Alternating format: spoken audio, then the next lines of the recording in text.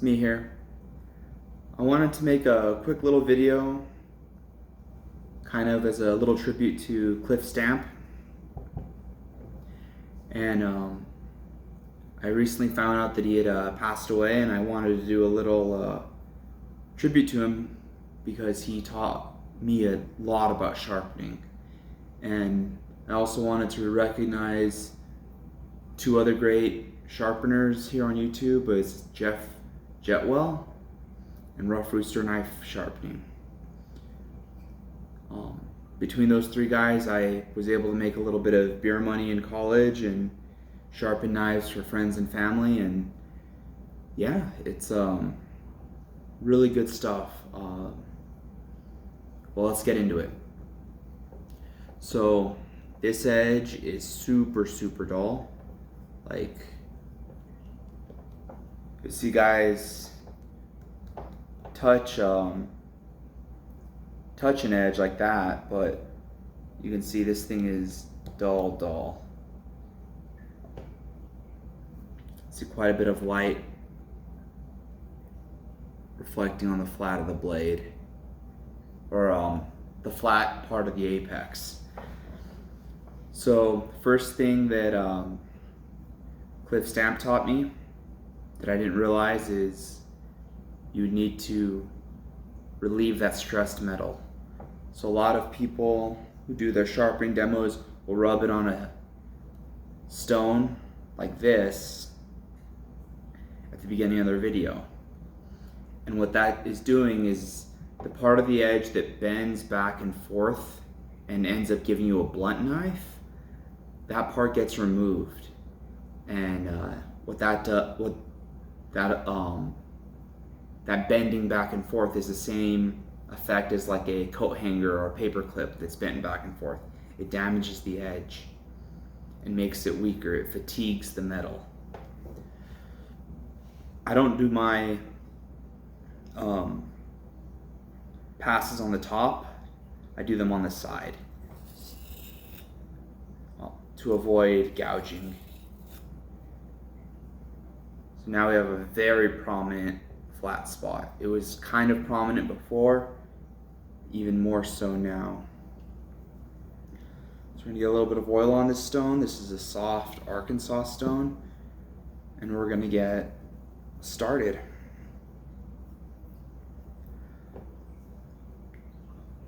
So these stones are also super flat. I bought them, used them, and then I bought some abrasive powder that I used to keep them flat and keep the edges sharp on the stone.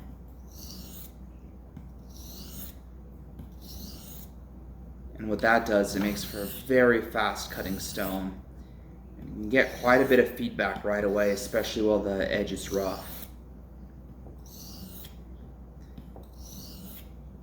And what we're gonna do is use a moderate amount of pressure. Not quite a ton of pressure, maybe just a pound or two. Oh, I'd say anywhere from 2 to maybe 3 pounds of pressure on this soft Arkansas.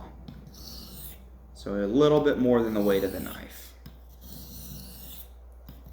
And what that allows to do is for fast cutting. I learned that from Cliff Stamp as well, is the amount of pressure you're using is a major factor in your abrasion and refining that scratch pattern and bringing your secondary bevel together.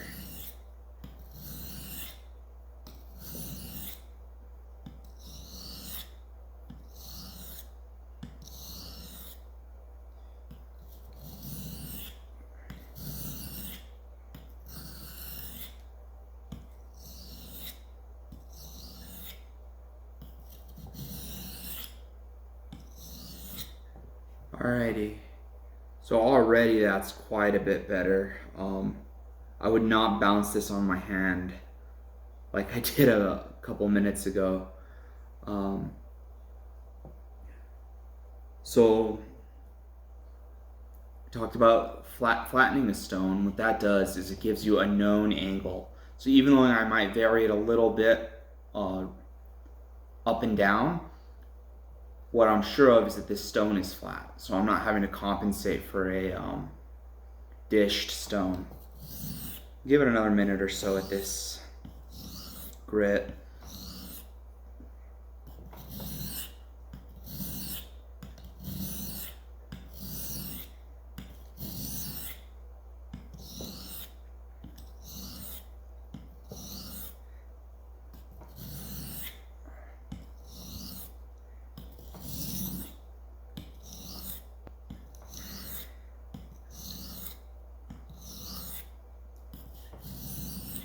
So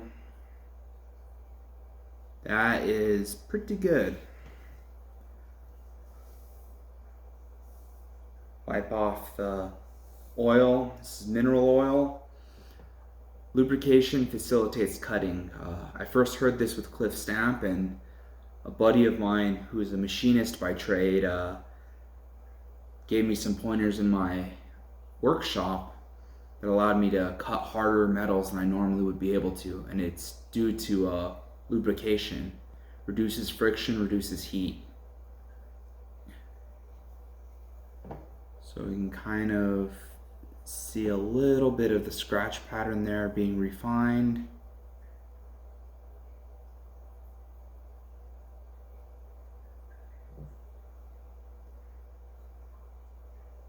I don't have the best camera in the world, so we're gonna have to just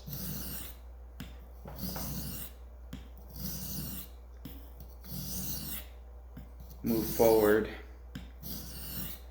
So the scratch pattern didn't look quite refined on this forward stroke, so I made sure to pick up a couple extra passes on it. And that's a lot better, a lot better. So now that we're getting close to forming a apex, we're gonna finish the apex.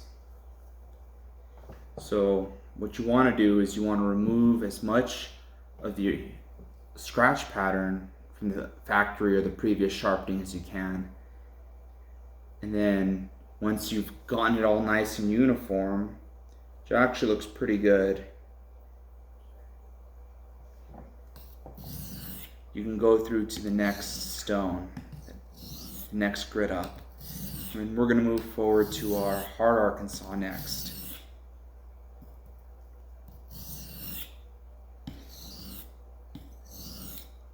And the hard Arkansas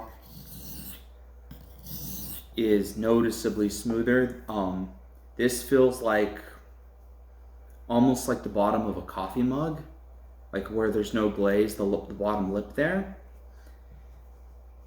And this feels more like a piece of glass almost. It's quite a bit smoother. And that has to do with the crystal density. Another thing Cliff Stamp talks about is he talks about like bonded abrasive versus solid abrasive and advantages of using natural stones like this versus diamond embedded stones or bonded stones like Japanese water stones. And it was kind of on his, based on the information he provided, why I opted for oil stones. You get more abrasive, you don't have to worry about tear out, the stones are tougher, even if they break, there's still quite a bit of the stone left that could still be used. I'll probably make a video just about my oil stones if in the future.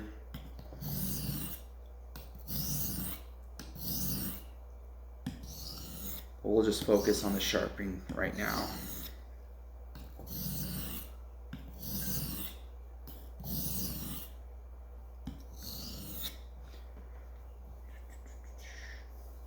Do most of my sharpening on these little like white towels to pick up the extra oil. That is quite a bit different. Quick little cut test here. Not bad. I definitely wouldn't want to hit this against my palm. Not quite skin biting sharp, but close. So we'll switch stones to the finer hard stone. This is probably my favorite Arkansas stone at the moment. Make sure it's nice and clean. A little bit of mineral oil.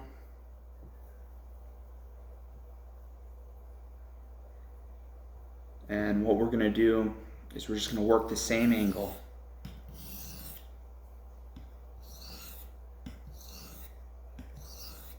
You can feel, especially right about there, the scratch pattern being refined. Right at the sweep of the blade, there's a little bit of extra drag.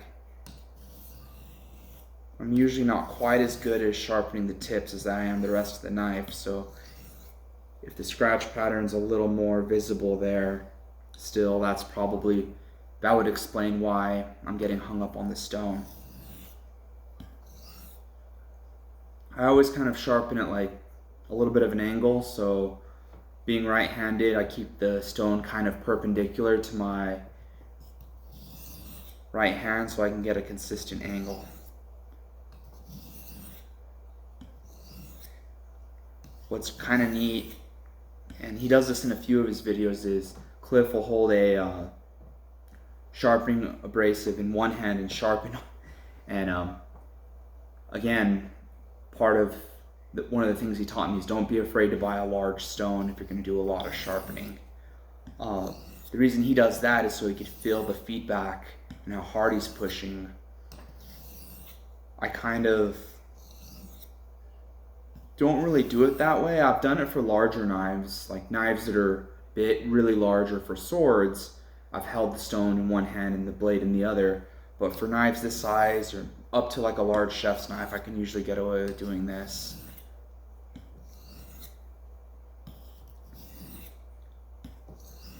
So what this is doing is it's slowly getting rid of what the hard Arkansas did and refining that. With each pass, you can feel it get a little smoother. If you can get one of these that's white over gray, that'd be even better. You can kind of see the stone has the when the I guess the metal slurry starts to build up, you can see it on a whiter stone than you can a gray one. But this is what they had, and this is what I've been using. It's very, very smooth.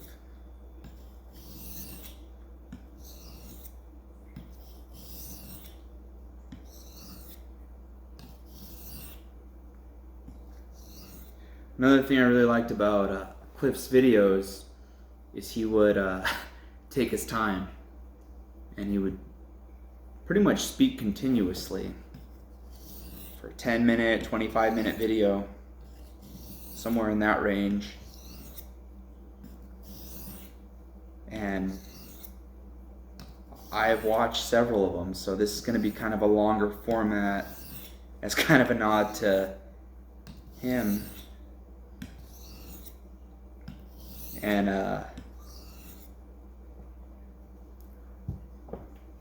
flip the stone over, make sure to work both areas. Not that these really break down, but they do. The crystal packing of these stones does get a little worn, and the abrasive edges do get a little dull as time goes on.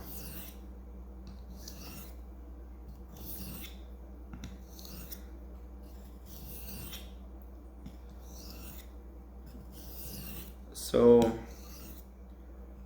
what we're doing is refining the scratch pattern, and now it's almost at that skin biting level. So we're just gonna use progressively lighter and lighter strokes. And what lighter and lighter strokes do is it puts less pressure and it digs less metal out of the secondary bevel with each pass. So this is what gives us that really fine edge. And basically at this point, the scratch pattern is hard to see with the naked eye.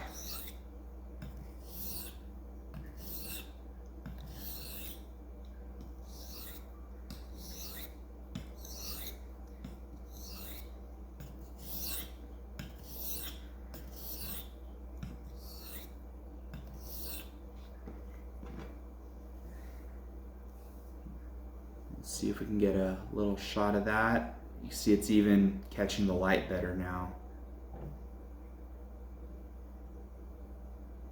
Beautiful. Missed a little bit at the heel and a little bit at the toe of the blade. Heel and toe. That's okay for demonstration purposes. Now what we're going to do is we're going to, instead of continuing to sharpen at this angle, I'm going to go about double that. Just maybe not quite double, maybe 1.8 or a 1.7 times. And we're going to go real light as you can. Just enough pressure to keep the edge of the knife on the stone.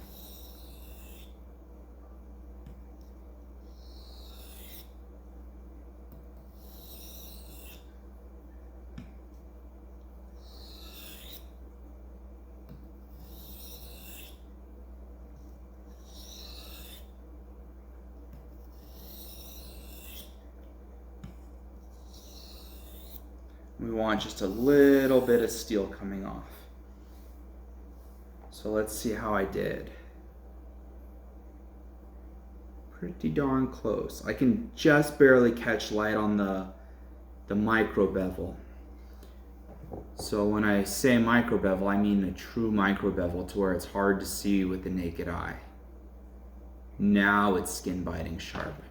Now you run your thumb just barely, just the lightest amount of pressure you can think of, and it bites in. So move our stones over here a little. We'll do our little cut test. Easy up the little punch hole tour right there.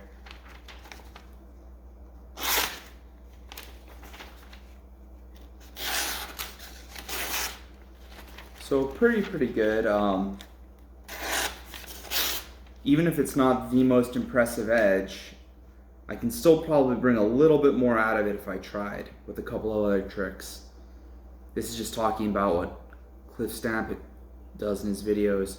But the real advantage to it sharpening this way and not forming a burr is getting that nice little apex. And when you get that apex, and you don't flip the metal back and forth over the edge over and over, you don't fatigue the metal. And what that allows for is a very fine edge that's very strong, because you haven't burned through or worn out the steel's toughness right up against the edge. And there's a lot to say. I mean, Cliff spent a ton of time doing videos, running his forum, coordinating with different people on knives. Like I said, I think there's a lot of other great sharpeners out there, and I hope to kind of talk about what they've taught me as well too at some point. But with his passing, I kind of want to make this as a video saying that I'll do my part to help share the information, share the knowledge that I learned. If you haven't checked out his channel is Cliff Stamp. I'll try to put it in the description, and hopefully you'll find it as useful